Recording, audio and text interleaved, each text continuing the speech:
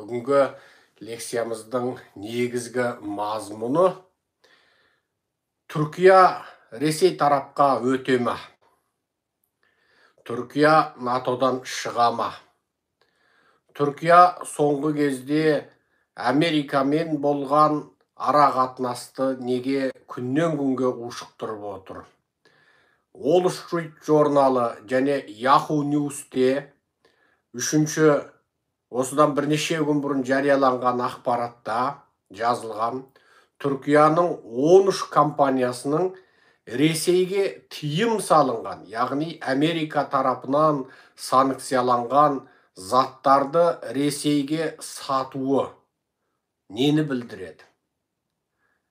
Америка Ресейге сатуға мүлде тыйым салған бұл заттарды Түркияның Ресейге сатуы және бұл іске Түркиядағы беделді, мықты, қуатты, тіпті билік өкілдеріне арқа сүйейді делінген, яғни мемлекеттік ұлттық сипаты бар делінетін 13 компанияның қатысуы нені білдіреді? Бұл анау-мынау емес, білдей бір Американың белді медиасы Wall Street журналда жарияланып отыр.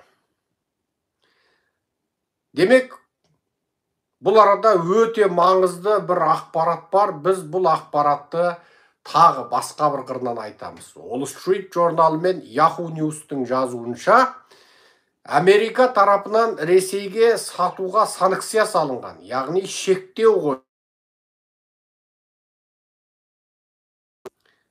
Яғни тыйым салынған, шектеу қойылған. Бұндай заттардың саудасы бұл үлкен мәселеге алып келеді. Қандай мәселеге? Санкция. Санкцияның көкесі басталады. Ендеше біз осыны біраз айтайық. Және біздің жеткізген көп ақпаратымыздың нәтижесінде Еуропа мен Американың Қазақстанның екі беткей аяр 200-ді билігінің қыр-сырын білуде тереңдей түсті. Нәтижесінде Тоқаевтың анығында Ресей құл, орыс құл екендігін осы кезде Америка түсінді. Және сол түсінгеннің арқасында міне Ресейге Америка тыйым салған, Америка санкция салып тастаған тауарларды сатқан елдердің қатарында Қырғызстан мен Қазақстанның аты аталды. Бұл үлкен нәтиже. Үлкен нәтиже. Тоқаев өзінің екі бетке 200-ді аяр саясатын, анығында өзінің таза путиншіл саясатын батыс білмейді деп ойлады. Ол өзі дипломатиялық салада жұмыс істеген, анығында ол өзі әкесінен тартып КГБшник болған, яғни нағыз қанішерлік КГБ-да қызмет істеген. Сосын Назарбаевтың кезінде кәдімгі дипломатиялық салада жұмыс істеген. Ол өзін керемет ақылдымын, керемет қумын деп ойласа керек. Бірақ Тоқаевтың бұл арамза қулығы бұл күнде батысқа құпия болмай қалды. Әрине бұл салада кімнің жұмыс істеп жатқандығын барлықтарыңыз біліп отырсыздар. Біз міне қаңтар қырғыннан бастап Тоқаевтың ресейшіл екендігін, Тоқаевтың путиншіл екендігін, өзіміз араласатын, құраласатын, бірге кофе ішетін, офисіне барып сөйлесе алатын Американың жоғарғы лауазымды адамдарының барлығына, саясаттанушыларына, саясаткерлеріне және медиа ақпарат саласында жұмыс істейтіндерінің құлағына құйып келеміз. Тоқаевқа алданбаңдар, Тоқаевтан үміт күтпеңдер. Тоқаев бүгін демократ болып кетеді, ертең бір ұйықтап оянған соң демократ болып кетеді демеңдер. Есекті 1000 жеріңнен жабуласаңдар, тұлпар болмайды. Шошқаны 1000 жерінен үстіне қой терісін жауып қойсаңда қой болмайды. Оның табиғаты, оның туымысы, оның қаны, оның тегі, КГБ, ол түсінде де орысша түс көреді. Ол Құдайды Путиннің түрімен елестетеді. Тоқаев ойланса, көзін жұмса, Құдай Путиннің тілінде сөйлейді. Оның назарында Құдай орыс, оның назарында Құдай Путиннің елесіндей болып елестейді оған. Біз сөйтіп қаншама сөйлесіп отырып, қаншама американдық лауазымды тұлғалардың өзін күлдіріп жібергенбіз. Күліп кетеді біздің жаңағындай образдап тұрып айтатын сөздерімізге. Міне сол сөздеріміз өтті. Нәтижесінде Ресейге Америка тараптан сатуға тиым салынған, санкцияланған заттарды сатқан Қазақстанның аты ресми түрде Америка медиасында, Wall Street журналда және Yahoo News'та аталды. Демек, Тоқаевтың бетпердесі бірінші рет жыртылды. Бетпердесі бірінші рет жыртылды. Бұл үлкен нәтиже. Бұл жақсылық. Тоқаевтың ресейшіл екендігі ресми түрде осылай білініп, бұның дәлел фактілері көрініп, қанша батыс әлемі Тоқаевтың сұмырайлығын білсе, Қазақстандағы диктатуралық жүйенің күні соншалықты деңгейде ерте және тез тамам болады. Түлкі мың жерінен қу болса да, бәрібір бүркітке алдырмай қоймайды. Түлкінің жауы оның терісі, түлкінің жауы оның қызыл терісі.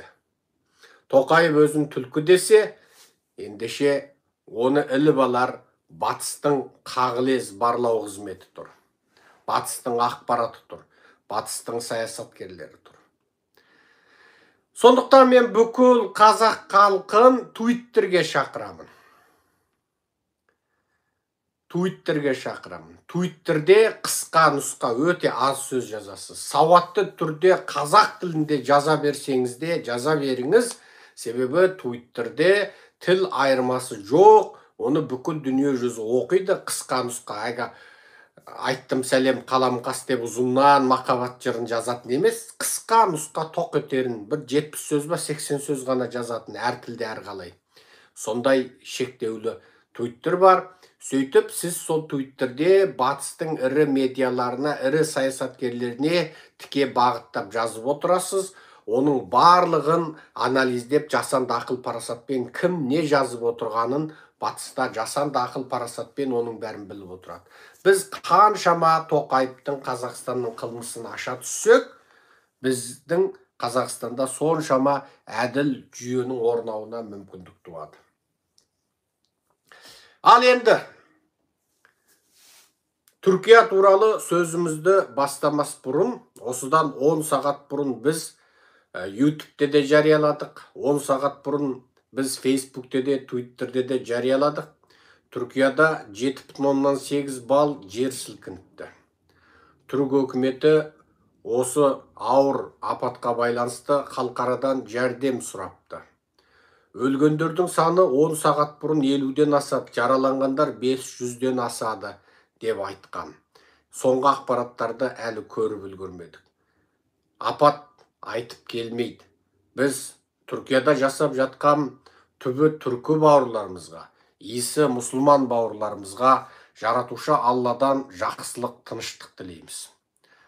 Апатқа ұшырап шахид болғандарға жаратушы Алла мейір шапағатын төгіп, жәннатымен сүйіншілесін деп тілейміз. Және Түркиядағы барлық қазақтардың аман болғанын тілейміз. Енді осымен қатар біз Түркия мен Еуропа, Америка ортасындағы қайшылық, Түркия мен Ресейдің жақындасуы, бұл мәселені батыстың оң көрмеуі, бұның барлығы Түркияға қандай ықпал етеді? Енді осы мәселе туралы сөйлейік. Ал кеттік, естіп көріп отырғандар, бөлісіп таратыңыздар. Facebook'тың, YouTube'тың сілтемесін WhatsApp арқылы 60-70 жезделеріңізге жіберіңіздер. Астында подписать етіп тіркеліңіздер, комментарий жазыңыздар, бөлісіңіздер. Біздің айтарымыз осы. Wall Street журнал және Yahoo News'те жазуынша, Түркияның 13 компаниясы жалпы құны 18 миллион 500 мың доллар болатын, яғни 20 миллион долларға жуық болатын электрондық техникаларды, машиналарды, лифттерді, принтерлерді, генераторларды, тағы басқа жалпы техникалық заттарды Американың санкция салғанына қарамастан Ресейге саудалаған. Осы бойынша бұл 13 компания Американың санкциясына ұшырап отыр.